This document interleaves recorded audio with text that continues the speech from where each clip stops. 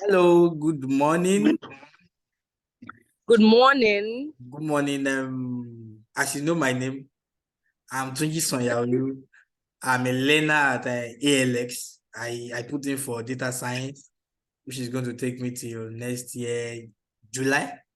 But we are in our foundation program. The first 3 months is our foundation program where we are going to up our soft skills and also our being able to learn on how to impact and also be a person of impact to the general African, to the whole world at large. So part of my assignment is to look for somebody who is making impact in one way or the other in his or our community. And we refer to such people as hummingbirds because it doesn't matter how large or how small it is. Even people are making small impact, no matter how small it is, we believe it's going to go a long way. And I know that you have been somebody who is in the mental health space. You have seen and have learned about a lot that you have done to help people concerning mental health issues, especially in Nigeria. We know that in Africa as a whole, issues of mental health are not the first thing that comes up to mind. The first thing is how to survive, how to eat, how to and all that. But when it comes to mental health, but actually when we look at it, even what you have been doing is something that have been giving us a kind of awareness that actually these things also matter. So I would like to first of all know about you, what you do, your full name, which community are you, and what do you dedicate your time to? All right, thank you very much for this opportunity. My name is Fiyinfoluwa Olajolo. I am a mental health professional and I also farm. I live in Ibadan and I've done engagements in Ibadan. Wow, that's great. So can you tell me more about how you have made a positive difference with this mental health of a teen and what inspired you to start it? So how have you been able to make positive difference where you are and what inspired you to go into mental health? Okay, so I would start with what inspired me to go into mental health. All right, so that was 2017. 2018, I think. I just had a bit of issues with work and everything, and I was asked to go back home. I was asked to stay back home on a Sunday evening, and that indeed affected me so much. I realized that I was just in my room for weeks, for days. I didn't just want to interact with people. I didn't want to go out and all of that. From there I started writing, and that was how I got the vibes to, like, okay, so there's something more important than even our physical well-being. There's something that's as important as our physical well-being, and that's our mental health. Wow. It drove me into a place of knowing a lot. I've been finding out a lot about mental health. So what exactly am I feeling? What is wrong with me? And all of that. And especially because we are in a society where even your physical well-being, people are not even paying attention to it. Talk more of your mental well-being. So that really drove me into pursuing an MSc in that career, in that field, to gain more knowledge so that I can be in my community and help other people to do that. Yeah, so how I am making positive contribution through mental health. I'm creating awareness about mental health, especially in Ibadan, Yoruba language. It's another thing to even speak English about mental health, but it's another thing to speak Yoruba. That means your native language of that community. That communicates well to people.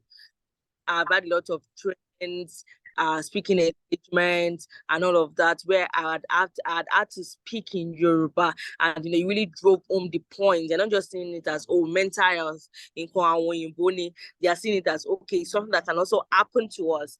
So that's how I've been able to make a positive contribution to my community.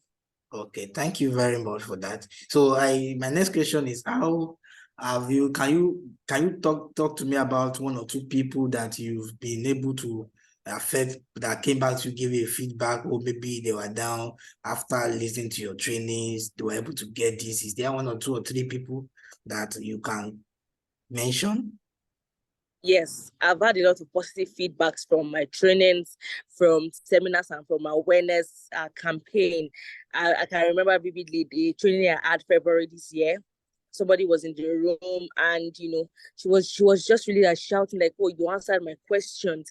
You answered the questions in my heart," and I'm like, "I'm not even in your heart," but that feedback meant a lot to me because there are people going about every day asking a lot of questions about their emotions, about their mental well-being, and they don't even have anybody to ask. They probably don't want to enter an hospital to go and ask a psychiatrist about how they feel because they feel like maybe that's too extreme. But having somebody who speaks that who explains mental health in that layman language is something they find very intriguing. And I've gotten a lot of feedback, and I was on a project in partnership with a foundation last year at this project Hope, where we pick up mentally ill persons off the street. Wow. And by the time we are picking them up, they are looking all tattered and everything. And 2 weeks into treatment, they can recognize you. They ask, "Oh, how are you? Family in call. I think you're just in a long time." That improvement gives me so much joy because this is somebody who was on the streets just 2 weeks ago, and 2 weeks into treatment, they have been able to at least regain some part of their well-being. So yeah. All right, that's great. That's good to know. So in the course of doing this, have you met anybody who one way or the other was about to commit suicide? Maybe the mental issue has gotten to, a very how will I put it, to a stage that is so dangerous that you have to come in. Have you ever met or come across anybody with mental issue before? I'm like Yes. suicidal issue from the mental issue. Yes, I have. So I volunteered with an organization during COVID. Wow. And I was out there. People were calling who needed psychosocial support. And, even 2 years How after, do you call it? Psychosocial? Yes, psychosocial support, yeah. Oh, what does that mean? Okay, so like a bit of support for their psychological and social well-being. Okay. All right. Yeah. You can continue. So yeah, the person that had called me in the middle of the night, I was really sleepy, but because I know that I had given this number out and it was in the middle of the night, and people who go through suicide really might really commit suicide in the middle of the night because there's little help and every other person is sleeping. And I just picked up the phone that day, and the person was all crying, all tired, and everything. And I came in and gave the support that I could. And the following morning, I was still, giving a lot of support to ensure that they are stable. Spoke with. I asked them to send the number of their family member because they were away from their family, and they were able to send that to me, and I was able to call the family to let them know the situation at hand, and they were able to resolve it here. So I've met people with real mental health issues, people who are at the verge of committing suicide. Yeah. Wow, that's great. Thank you so much. So do you consider yourself a creative problem solver?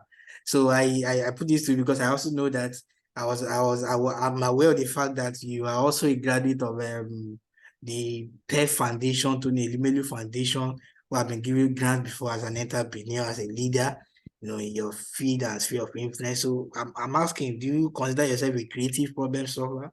And why do you do that? Yes, I consider myself a creative problem solver because as an entrepreneur and even as a professional, we meet problems that that might need us to tweak the dynamics of solving a normal problem. So and I am able to come up with fast way and method to solve any problem that I meet in the course of doing my work as both as a professional as an entrepreneur. So I'd really consider myself a creative problem solver. All right, that's great. So I want to ask you, you are a mental health coach. I think you also have one of the meetings or one of the trainings you target Hope Clinic, and at the same time you are a farmer, and at the same time you are into supply chain. as well. And at the same time, you are into the socials, the entertainment also. So where do your ideas come from? Your ideas, where are they coming from? Even the ideas about mental health, where are they coming from? Okay, so my ideas come from God. Yeah. My God, and I'll say that they come from God and they are inspired by my environment.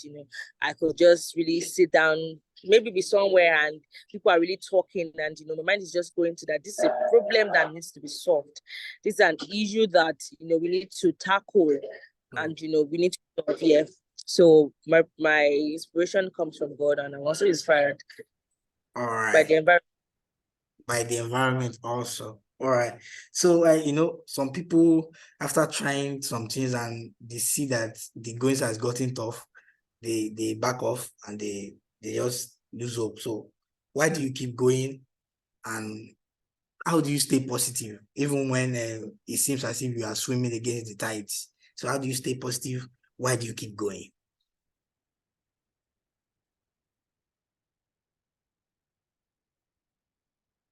Hello? Hello? Seems the network is bad. Let me pause. Okay. All right, we are back online. So why do you keep going?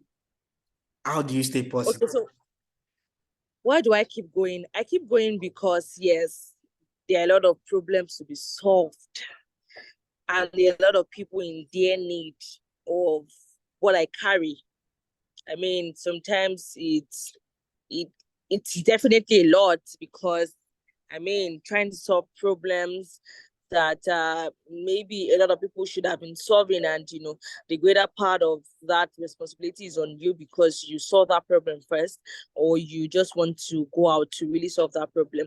So it could be a lot, but one thing I remind myself often is that there are people um whose whose life, whose well-being is connected to this.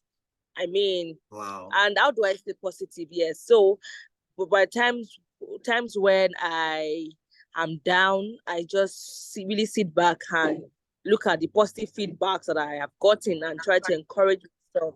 Like, okay, so if you were not doing this, how would this person be better? Or how would this person have gotten answers to the questions in their heart? Or how would this person have been taken off the street? So all of these things keep me going. I try as much as possible to be grateful for things that I have, things that I invite, that are in my capacity, my control, while also praying about things that I cannot control, and yes, staying positive. So that's it. All right. Thank you. That's great. So in my training program at ALS, we are challenged to do hard things. And this means we need to study very hard, and also that we try to find solutions to difficult problems. So do you have any advice for me on how to solve problems that other people find too difficult? Any idea? All right. So number one, believe that you can. Believe that you can solve those problems. Believe that you can do them. One of my mantra, one of the things that keep me going in life is that, has this thing been done before? If it has been done, then I can do it.